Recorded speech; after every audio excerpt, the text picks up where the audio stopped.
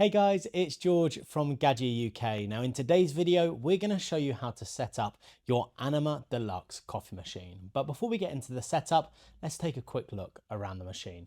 So on the front, you have the steam wand. Now with your Anima Deluxe, you also get a cappuccino torre. In the middle, you have the adjustable brew head. Right at the bottom of the machine, you have the removable drip tray. At the top, in the center of the machine, you have the LCD screen with all of the controls either side.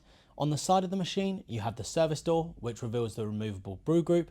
And right at the top, on one side, you have the water tank, and on the other side, you have the bean hopper. Now that we've taken a look around the machine, let's get into the setup. So the first thing you want to do is connect your Anima Deluxe to power, which you can do so by plugging it in at the back and switching it on with the on-off switch. Once the machine is connected to power, the standby button on the front will flash red, and to turn on the machine, you've got to press that standby button.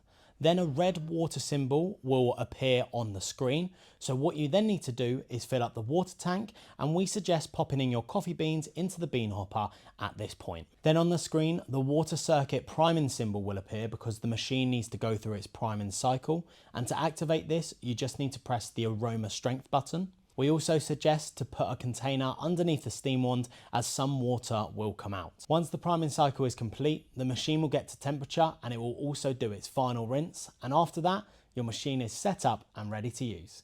If you'd like to find out more information about your Anima Deluxe coffee machine, or if you'd like to chat to one of our team members via Zoom, then you can do so by heading to our website, gaggiadirect.com.